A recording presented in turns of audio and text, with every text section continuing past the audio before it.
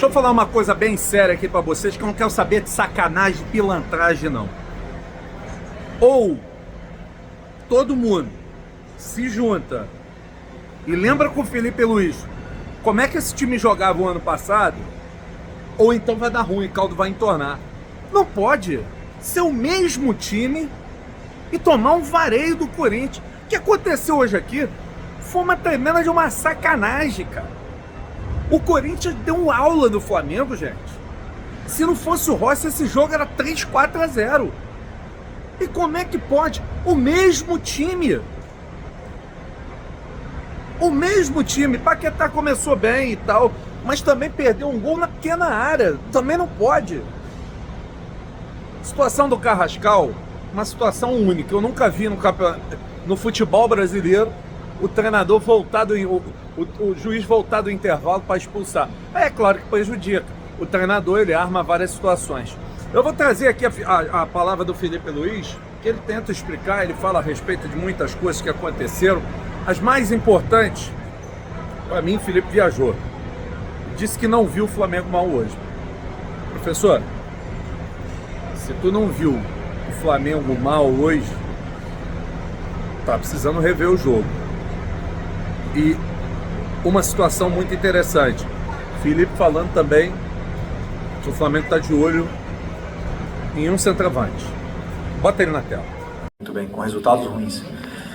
Isso é importante que seja falado, porque o Flamengo não está jogando mal.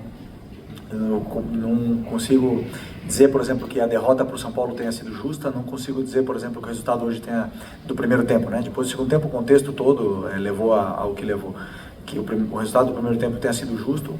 Como eu falei, são jogos igualados, não existe jogo fácil. E eu não tenho que passar mensagem para o torcedor, eu tenho que trabalhar. E o que eu falei para eles, trabalhar quanto pior a situação, o único caminho que nós temos é trabalho para voltar a vencer. E o recado pro torcedor, ele tem que ser passado dentro do campo, com entrega, com dedicação, do jeito que está acontecendo agora. E tem que aumentar ainda mais. É isso que eu prefiro falar pro torcedor, que eles olhem o time dentro do campo e depois julguem. Um jogador muito diferente, né? Muito acima da média. É um jogador que nos vai dar muitas soluções para a equipe, principalmente com essas defesas assim, com marcação individual. É um jogador que não perde bola. Hoje o Corinthians individualizou bastante a marcação. A gente sabia disso e, por exemplo, o Pedro foi um escape, era uma ideia ter um escape com ele o tempo todo, porque é um jogador que sustenta muito bem a bola. O Paquetá outro. Além disso, o Paquetá joga em várias outras posições. E com o número de jogos e o calendário que a gente vai ter, precisamos desses jogadores que consigam fazer várias posições e funções diferentes. Mas é um jogador que eleva muitíssimo o nível dessa equipe. Nunca tinha visto isso na minha vida, não sei se já tinha acontecido em algum outro lugar, mas nunca tinha visto algo assim. Porque os jogadores ficaram esperando no campo e voltaram para o vestiário, como que o lance foi revisado. Então preparamos todo o plano para jogar 11 contra 11. Depois, quando eu vi que ele foi pro VAR, que já poderia acontecer, já comecei a pensar numa estratégia de algum recurso para tentar jogar melhor, e o time conseguiu ainda ficar com a bola, tentar empurrar o Corinthians para a área deles o máximo possível, mas com certeza melhor não falar. Não quero dar desculpa da derrota, não quero falar nada disso, dar desculpa nenhuma, mas nunca tinha visto. Não tem nada a ver uma temporada com a outra. Como eu falei, são derrotas com contextos diferentes. Eu tenho que ser sincero com a análise. Até o gol do Corinthians, que foi de escanteio, a gente também teve uma chance muito clara de escanteio, igualzinha do Corinthians, e a bola não entrou. E nosso time estava bem no jogo, eu tenho certeza do que eu estou falando. O time estava bem, o plano de jogo estava entrando, os jogadores estavam encontrando soluções, estava pressionando, o Corinthians não conseguia jogar. E o gol do Corinthians veio num escanteio, igual que veio no escanteio na final da Libertadores pra gente. O futebol é essa linha fina entre a vitória e a derrota.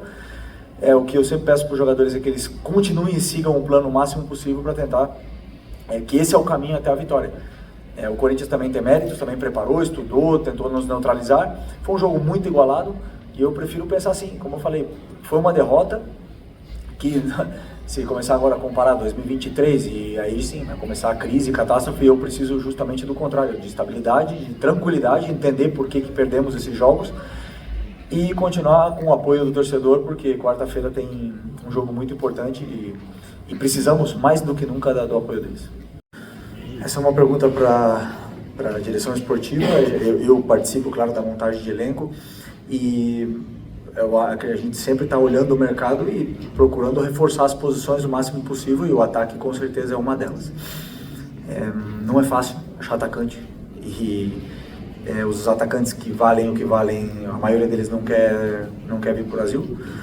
Não é fácil reforçar essa posição, mas com certeza não só o Boto, senão como toda a equipe de scout do clube está olhando diariamente no mercado em busca desses reforços para o nosso elenco. Eu já esqueci a outra, do desempenho. Como eu falei, cada jogo teve o seu contexto.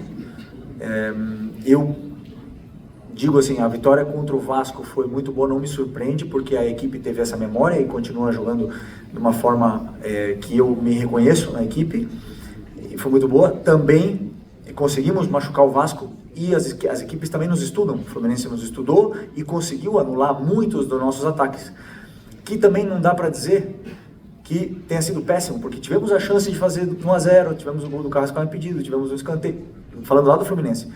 Contra o São Paulo, nosso primeiro tempo foi muito superior ao São Paulo. Chegamos muitas vezes, tivemos chance de gol, fizemos 1-0, e aí eu tenho que analisar, eu tenho que ser sincero com o que eu estou vendo dentro do campo. Depois sim, baixamos, o São Paulo chegou 3 vezes e fez 2 gols. Então nós não estamos sendo contundentes, né? Não fomos contundentes nas áreas. E hoje outro jogo descontextualizado também, não acredito que tenhamos sido inferiores, mas você fala do bom de futebol, o adversário também tem mérito em poder tentar anular. Individualizaram no Arrascaeta com o Ranieri, não deixou ele jogar. O Gustavo Henrique parou o Pedro toda hora com faltas, muitas delas, e travaram o nosso ataque muitas vezes. Mesmo assim, chegamos na área do adversário e tivemos chance. Não fizemos, eles foram contundentes na área e ganharam o jogo. Por isso, parabéns ao Dorival e ao Corinthians pela vitória. Como eu disse no jogo cada jogo tem um contexto diferente, cada gol que a gente sofre tem um contexto diferente. Meu trabalho é analisar o que acontece no campo e, por exemplo, hoje tomamos 2 gols, como você falou, e é verdade. Um gol de escanteio, na qual a gente trabalha, mas o adversário teve mérito porque foi uma jogada ensaiada, no limite da falta, no Varela. Mas foi um mérito também do adversário, que fez uma jogada boa. E um gol no último minuto, com o time todo desconfigurado, com o Léo no ataque e tudo mais. Então, eu não posso olhar para os dados e falar 2 gols. Eu tenho que olhar que erros minha equipe está cometendo defensivamente. E não tem nada que me assusta, porque os erros que estamos cometendo são erros iguais que o ano passado. A diferença é que a bola nossa não entrou, a deles entrou, porque a do Paquetá no último minuto foi para cima e a do Yuri entrou. Essa está sendo a diferença. A hora que virar a moeda, que o futebol são fases, que a gente voltar ao caminho da vitória, os erros continuarão acontecendo e eu estarei sempre corrigindo na vitória ou na derrota. Então esse como eu falei, eu tenho muita tranquilidade para poder e discernimento para poder falar para os jogadores o que realmente está acontecendo, e erros defensivos reais são poucos os que me preocupam.